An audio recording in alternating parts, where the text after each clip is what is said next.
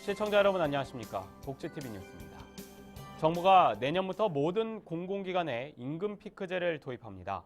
내년부터 정년이 60세로 연장되기 때문에 이 신규 채용이 줄어드는 걸 막아야 한다는 건데 노동계는 총파업을 예고하며 반발하고 있습니다. 정유린 기자입니다. 정부가 내년부터 모든 공공기관에 임금 피크제를 도입하기로 했습니다. 이기권 고용노동부 장관은 지난 17일 내년부터 시행될 60세 정년이 지켜지고 청년 고용 절벽이 가중되지 않도록 하려면 궁극적으로 직무와 능력 중심의 임금 체계 개편, 단기적으로는 임금 피크제 도입이 반드시 필요하다며 노동시장 개혁 1차 추진 방안을 발표했습니다. 지난 4월 노사정 대화 결렬 직후 독자 추진 계획을 밝힌 정부가 노동시장 구조 개편 방안을 보다 구체화해 밀어붙이겠다는 뜻에 공식화한 겁니다.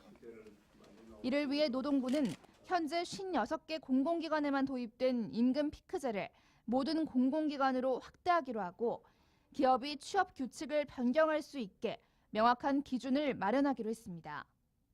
1차 방안의 핵심은 임금 피크제를 포함한 임금 체계를 개편하고 이를 쉽게 하기 위해 취업 규칙 지침을 마련하겠다는 것으로 청장년간 상생고용, 원하청업체 상생협력, 정규 비정규직 상생 촉진 등 5대 분야 36개 과제가 담겼습니다.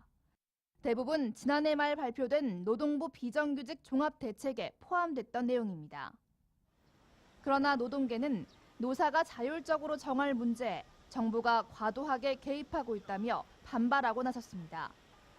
현재도 정년과 실제 퇴직 연령이 4, 5년 정도 차이 나면서 대부분 정년을 채우지 못하고 있으며 근로시간을 줄여 일자리를 나눠야 청년 실업 문제가 해결될 수 있다는 입장입니다. 노동계가 총파업을 예고하면서 임금 피크제를 둘러싼 노정 대치가 격화될 것으로 보입니다. 복지TV 뉴스 정유린입니다. 국가인권위원회 장명석 상임위원회 퇴임 이후 단 한 명도 장애인위원이 임명되지 않은 것과 관련해 장애계가 성명서를 발표했습니다. 사단법인 장애인인권센터는 장애인 당사자를 국가인권위원회 위원으로 지명해야 한다고 주장했습니다. 또한 센터는 역량을 갖춘 장애인이 신임 위원 명단에 포함될 것과 인권위법을 개정해 상임위원 1명 이상을 장애인으로 임명하는 조항을 신설할 것을 요구했습니다. 한편 국가인권위는 위원장 1명, 상임위원 3명, 비상임위원 7명 등 11명의 위원으로 구성돼 있습니다. 이 메르스 사태가 수그러들 조짐은 보이지 않고 있는데 설상가상으로 가뭄까지 겹치면서 내수 경기가 최대 위기에 봉착했는데요. 이 정부가 메르스와 가뭄 피해를 고려한 경기 보완책을 이달 말 내놓겠다고 밝혔습니다. 박고은 아나운서입니다. 한 달 가까이 이어지고 있는 메르스 사태. 당장 소비 위축과 외국 관광객 방한 취소 사태가 경제를 압박하고 있습니다. 지난주 560개 외식업체의 평균 매출이 2주 전보다 38% 넘게 감소했고 6월 첫째 주 백화점 매출도 지난해 같은 기간보다 16% 이상 줄었습니다. 이것도 부족해 논바닥을 가르고 호수 바닥을 드러낸 심각한 가뭄은 당장 농업과 장바구니 물가에 타격이 되고 있는 상황. 사태가 심각해질 조짐을 보이자 정부가 대책 마련에 나섰습니다. 메르스로 인한 영향과 가뭄 피해 등을 감안하여 추가적인 경기 보완 방안도 6월 말 하반기 경제 운영 방향에 반영할 계획입니다. 정부는 또 메르스 격리자에 대한 생계비 지원과 함께 관광, 공연업종의 저리대출 같은 지원책을 펴고 가뭄으로 밥상 물가가 불안해지지 않도록 농산물 수급과 가격 안정에도 신경을 쓰겠다고 밝혔습니다. 가까스로 반전기미를 잡았던 한국 경제는 지금 눈에 보이지 않는 바이러스와의 힘겨운 싸움에 직면하고 있습니다. 복지TV 뉴스 박고은입니다. 복지부가 메르스 병원 격리자 중 격리 입원으로 인해 가정 내에서 적절한 돌봄이 어려운 경우 이 돌봄 서비스를 제공한다고 밝혔습니다. 이에 따라 복지부는 장애인의 경우 학교가 휴교 중인 학생이나 보호자가 격리된 수급자의 경우 장애인 활동 지원 서비스를 추가 지원한다고 말했습니다. 또한 복지부는 활동 지원 비수급자를 대상으로는 긴급 활동 지원도 실시할 예정이라고 언급했습니다. 한편 복지부는 이와 관련해 보건복지 콜센터 129번 등에서 문의를 하면 시공구를 통해 지원받을 수 있다고 설명했습니다. 방역당국이 이달 말까지 메르스 사태를 잦아들게 하는 것이 1차 목표라고 밝혔습니다. 중앙메르스관리대책본부 권준욱 기획총괄반장은 정부 세종청사에서 열린 브리핑에서 6월 말까지 집중의료기관, 집중관리기관에서의 산발적 발생을 끝으로 메르스 사태가 잦아들게끔 하는 것이 1차 목표이자 노력의 방점이라고 말했습니다. 방역당국은 감염자 수가 급증한 1, 2차 유행에 이어 3차 유행은 다시 일어나지 않도록 집중적으로 관리하고 산발적인 환자 발생에 대응하면서 6월 말까지 사태를 끝내겠다는 계획입니다. 식품의약품안전처가 최근 메르스 발생에 따라 의약 외품으로 오인될 수 있는 공산품의 허위 과대 광고 등에 대한 점검을 강화하고 있다고 밝혔습니다. 식약처는 잘못된 정보를 차단하고 정확한 정보를 제공해 일반 소비자가 의약 외품인 보건용 마스크나 손 소독제를 올바르게 구매할 수 있도록 지원하기 위한 조치라고 말했습니다. 주요 점검 내용은 공산품 마스크를 보건용 마스크로 오인할 수 있는 표시나 광고, 손 소독제로 오인할 수 있는 손 세정제 표시 광고 등입니다. 도내 논밭이 가뭄으로 바짝 마르고 있습니다. 이대로 가뭄이 지속될까 걱정하는 농민들의 시름을 덜기 위해서 경기도가 각종 대책을 마련하고 있습니다. 김소영 기자입니다. 올해 도내 강우량은 평년 대비 약 65%. 극심한 가뭄으로 쩍쩍 갈라진 땅은 농민들의 주름만큼 깊어졌습니다. 지난달 모내기를 하고 한 뼘 자라 있어야 할 모가 시들합니다. 내가 한 60여 년 농사 지었는데 이렇게 된 건 처음이라고 이거. 정말 심각한 거지. 가뭄으로 파주나 연천군 46헥타르의 노는 모내기 자체가 어렵습니다. 그나마 모내기를 마친 노는 물마른 현상이 일어나고 있습니다. 콩이나 옥수수, 고구마와 같은 밭작물의 피해도 우려됩니다. 경기도는 가뭄 극복을 위한 대책을 내놓고 있습니다. 39개 소방서에서 소방급수를 지원하고 피해 지역 이장단과 핫라인을 통한 즉시 대응 체제를 구축합니다. 단기적으로는 물차를 공급해서 바로 말라가고 있는 논에 물을 공급하는 일을 지금 지속적으로 할 것이고요. 급한 곳에 대해서는 관정을 파서 물을 공급할 겁니다. 가뭄의 주기가 짧아지고 있는 요즘, 도는 이에 대비해 상시적으로 물을 공급할 수 있는 용수 체계를 갖출 계획입니다. 복지TV 뉴스 김소연입니다.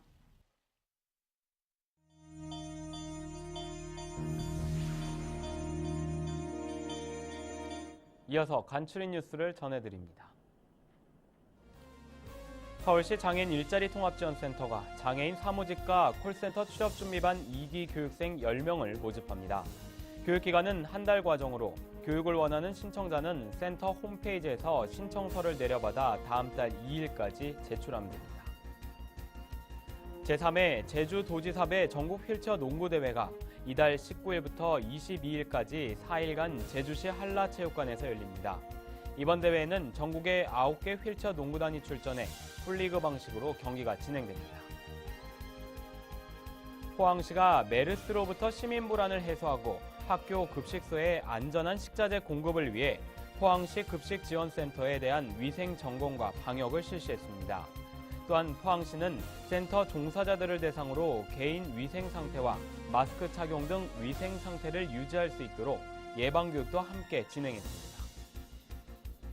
경기도가 2015년 경기 북동부 경제특화발전사업 공모전 시상식을 개최했습니다.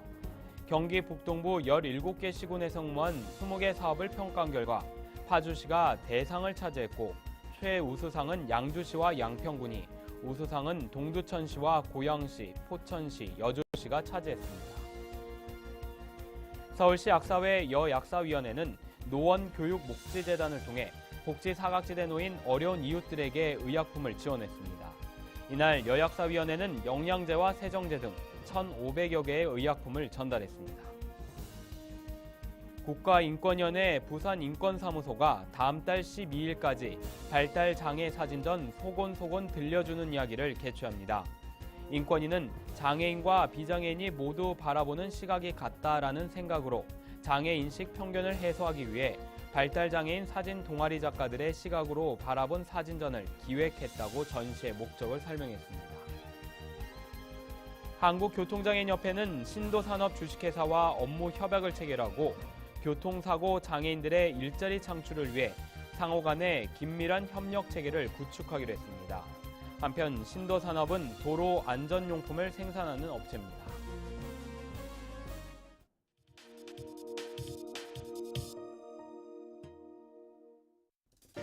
본격적인 여름이 시작되는 6월.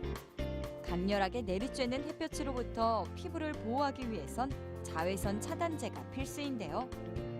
이번 시간은 올바른 자외선 차단제 사용을 통해 효과적으로 자외선을 차단하는 방법에 대해 알아봅니다. 강렬한 햇살이 쏟아지는 5, 6월은 1년 중 자외선이 가장 강한 시기입니다. 그만큼 자외선을 차단하는 것은 필수인데요. 자외선에 오래 노출되면 색소 침착에서부터 피부 노화, 피부암에 이르기까지 다양한 형태로 피부에 악영향을 미칩니다. 그런데 여러분은 자외선 차단제 잘 사용하고 계신가요? 네, 평소에 날마다 바르고 있긴 한데 답답하고 찐득한 느낌이 있어서 많이 바르는 편은 아니에요. 자외선 차단제 특유의 번들거리고 끈적이는 느낌으로 사용을 꺼려하는 분들도 많으신데요. 그렇다면 시중에 나와 있는 여러 종류의 자외선 차단제 어떻게 고르고 계신가요?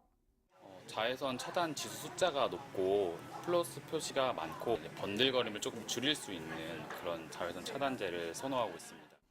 자외선 차단제 겉면에 쓰인 기호화 숫자는 자외선 종류에 따른 차단 지수를 나타냅니다. SPF라고 되어 있는 것은 주로 UVB에 대한 자외선 차단 지수입니다. 30 이상을 사용하시는 것이 좋고요. PA라고 되어 있는 것은 UVA에 대한 자외선 차단 지수입니다. 플러스가 3개 이상을 사용하시는 것이 좋습니다. 올바른 자외선 차단제 선택과 더불어 중요한 것은 자외선 차단제를 바르는 시간과 양입니다. 일반적으로 자외선 차단제는 보통 500원짜리 동전 하나가 얼굴에 전체에 바르는 양입니다. 그런데 일반인들 같은 경우는 그보다 더 적게 바르죠. 2시간마다 한 번씩 덧발라주는 것이 좋습니다. 그리고 나가기 전에 한 30분 전에 바르는 것이 효과 내는데 좋겠습니다. 특히 평소 피부 관리에 상대적으로 취약한 어린이나 노인도 자외선 차단에 신경을 써야 합니다. 우리가 18세 이전에 받는 자외선 양이 전체 인생의 80% 이상을 받는다고 되어 있습니다.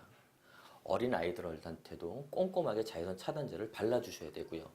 어르신들이나 특히 또 남자분들 자외선 차단제를 열심히 발라주시는 것이 좋습니다. 올해 유난히 이르게 찾아온 불볕 더위. 꼼꼼한 자외선 차단으로 소중한 피부 건강하게 지켜가시길 바랄게요. 이야기가 있는 시간 오늘의 영상 함께 보시죠. 갑자기 당신과 헤어지게 되어 가슴이 미어집니다. 이 세상의 모든 근심 떨쳐버리고 천국에서 행복하게 남은 우리들 지켜봐 주시오. 엄마, 이제 아무 걱정 말고 편안하게 하늘에서 쉬세요. 엄마 사랑해요. 다음 생에도 엄마와 딸로 만나요. 사랑하는 아내, 사랑하는 어머니가 입원해 있던 곳이 격리되는 바람에 가족들은 편지로 마지막 인사를 대신할 수밖에 없었습니다. 지금 우리 주변에는 메르스로 인해서 고통받고 상처받는 이들이 많습니다. 이들의 슬픔과 상처를 보듬어주는 것, 우리는 잊지 말아야 할 것입니다. 오늘도 개인 위생 수칙을 철저히 지켜주시기 바랍니다. 행복한 미래를 여는 방송 복지TV 뉴스를 마칩니다. 시청해주신 여러분 고맙습니다.